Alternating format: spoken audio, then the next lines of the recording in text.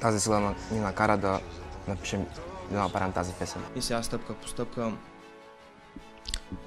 се научавам да правя все по-добри и по-добри клипове. Това е уникално чувство, понеже миналата година аз бях пред щанда и се търсих работа, с която мога да града кариера в България, а сега съм зад щанда и търся нови мотивирани хора, както бях аз преди една година, както съм и сега, разбира се. Здравейте, приятели! Аз съм Айхан Инфая. Здравейте! Ще искам един голям Биг Мак с две големи картофки и една кола.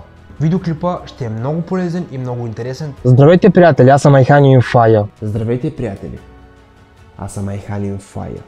Хей, здравейте, приятели, аз съм Айхан Инфая. Хей, здравейте, приятели, аз съм Айхан Инфая. Здравейте, приятели, аз съм Айхан Инфая. Фотограф, видеограф и влогър. Казвам се Айхан, по-известен като Айхан Инфая. Хей, здравейте, приятели, аз съм Айхан Инфая. Хей, здравейте, приятели, аз съм Айхан Инфая. Хей, здравейте, приятели, аз съм Айхан Инфая. Фотограф, видеограф и влогър. Здравейте, приятели, аз съм Айхан Инфая. Здравейте, приятели, аз съм Айхан Инфая. Здравейте, приятели, аз съм Айхан Инфая. Вече сме 100 000 абонати в YouTube. Първоначално всичко това беше една мечта. Мечтаех да постигна 100 000 абонати, но наистина в началото тази идея ти се струва като невъзможна, както всяка една идея, както всяка една цел. В началото си мислиш, че това е огромна цел, че това са много абонати, но, приятели, успяхме. Но защо това е мотивиращо видео? Защото много хора виждат само върха на айсберга, но не и какво има под него. Нека да започне историята. Роден съм в един много малък, но много красив град, наречен Исперих. От тук започна всичко. Любовта ми към фотографията и видеографията. През детските години градът ви се струва интересен, имате приятели, среда, но след една определена възраст се случва нещо много интересно. Всичките ви приятели и познати започват да напускат града и да търсят своите възможности за развитие в други по-големи градове. Ето, че сме началото на месец февруари. Ако си пуснете моите видеоклипове, които съм ги качил началото на януари, в тези клипове аз говоря, че моята цел е до началото на месец февруари да постигна 100 000 абонати. И точно началото на месец февруари успяхме да постигнем 100 000 абонати, приятели, с вашата подкрепа, с вашата помощ. Защо споделям всичко това с вас? Защото искам да споделя с вас, че е много важно да се поставите конкретни дати и конкретни цели. Понеже когато искате да си купите нова кола, но нямате определен срок, вие не знаете кога ще купите тази кола. Дали след 5 години, дали след 10 години, вие не знаете.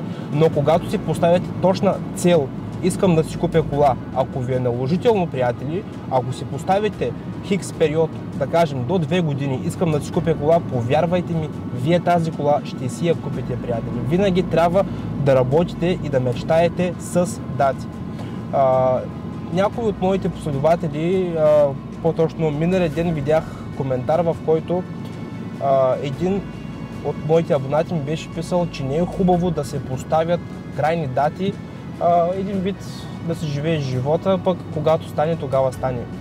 И по принцип аз не съм съгласен много с това, защото, както ви споделих по-рано, човек винаги трябва да действа с дати.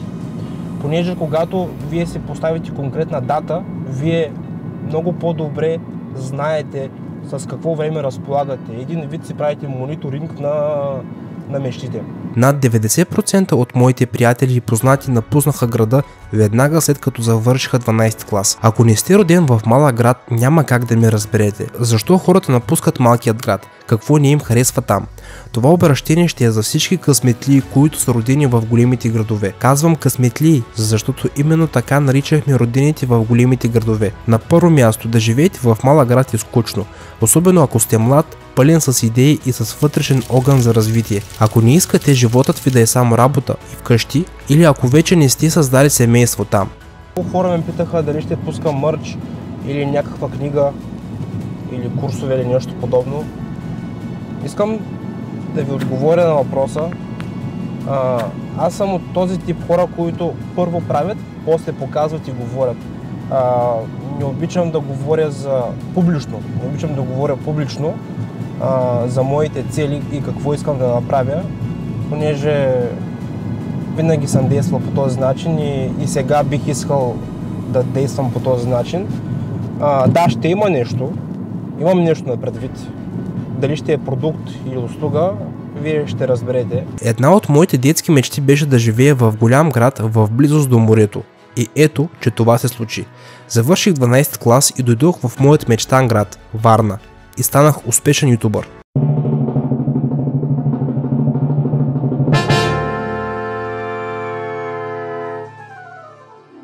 Наистина ли си мислиш, че пътят към успеха е толкова лесен и кратък? Дойдох във Варна с цел да получа своето икономическо висше образование. И да, получи се. По образование съм икономист Айхан Юнал.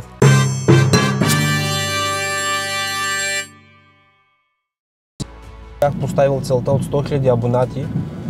Започнах да чувам как мои приятели, по-точно хора, които аз ги смятах за приятели, са започнали да говорят зад гърба ми, че съм гледал на живота с розови очила, че твърде много съм мечтаял, че това е нямало как да стане, че няма как да направя 100 000 абонати. И това всъщност ме мотивира повече да си следвам мечтите и, както се казва, да мечтая още повече. Така че сега, след като постигнах 100 000 абонати, аз вярвам, че мога да постигна и половин милион, и 1 милион. Това всичко е свързано само и единствено с време, приятели. Само и единствено с време. Както всеки един млад мотивиран младеж, имах нужда от хартийките, които се ценят най-много през 21 век, наречени пари. Първата ми работа беше като хамалин. Ако не знаете какво е това, ви съветвам да се поразровите в интернет. Но ако трябва да ви обясня с прости думи, то тогава това е тежка, обща, техническа работа, в която се влагат много сили.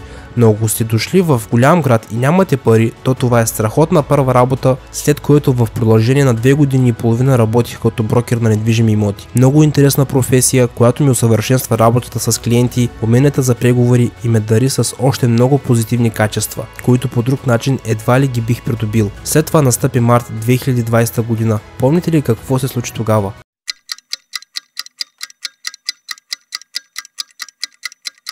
Първият локдаун в Република България. Тогава в продължение на няколко месеца пазара се замрази. Клиентите отказваха огледи. Масово брокерите бяха на нула края на всеки един месец, тъй като печалбата на брокера се определя от сделките, които той прави. И напуснах. Повечето хора се оплакват, че нямат финансите да започнат да снимат видеоклипове.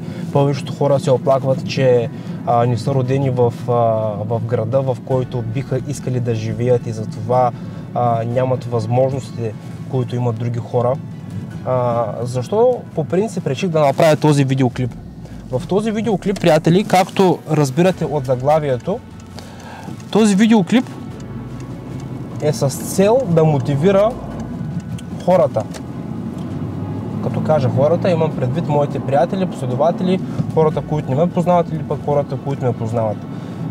Именно в този видеоклип ще ви обясня аз откъде тръгнах. Аз тръгнах от град, който е с население може би от 12-13 000 жители. В момента даже е по-малък града. И въпреки това, нали, не съм спирал.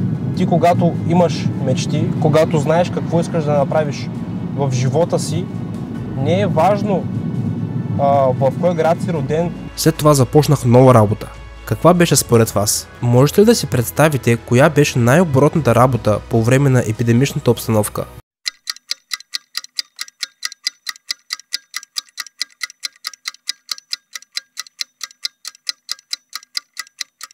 Бинго! Доставките на храни по домовете. В продължение на 1 година работих като доставчик на храна. Много интересна и динамична работа, която също ме научи на много неща. Вярвам, приятели, че всичко в живота ви е възможно. Напоследък започнах да чувам все повече и повече хора, които се оплакват от своят живот, и това са млади хора, които се оплакват, че нямат възможността, че нямат финансите. Искам да ви кажа, че финансите така или иначе, рано или късно идват, когато вие се занимавате с своето хоби, със своята цел, своята мечта. До сега не съм видял, понеже имам приятели, които имат грандиозни цели, които живеят в България и работят в България. До сега не съм чул те да се оплакват. Постоянно когато им звънна или пък постоянно когато си пишем с тях, те винаги работят. Не се оплакват, понеже те нямат, както се казва, те нямат време да се оплакват, приятели. Оплакват се хората, които нямат мотивация да живеят и не знаят защо живеят. Нали, приятели, целта всъщност е да живеем, а не да съществуваме. Работих по над 12 часа на ден, за да мога да осъществя моята цел. Много хора ми казваха, че няма смисъл да започвам, че няма смисъл да продължавам. Много хора ми казваха, че това, което съм намислил, е невъзможно, понеже фалшивите приятели не биха искали ти да успяваш. Не биха искали ти да преуспяваш. Не биха искали да видят тебе успял човек. Не мога да повярвам, че за такъв кратък период успях да ви разкажа такъв дълъг път. През всичките тези години съм имал много провали и много успехи, но всичките ме мотивираха и всичките ме правиха още по-силен и още по-силен. Благодарен съм на всеки един от вас за всички коментари, за всички споделяния и ще ви бъда благодарен до края. Ако този видеоклип ви е харесал, не забравяйте един лайк, един коментар и абониране с камбанка. И както съм ви споделял по-рано, нашата следваща цел е 1 милион абонати в YouTube. Продължаваме напред. Чао, приятели, и до скоро!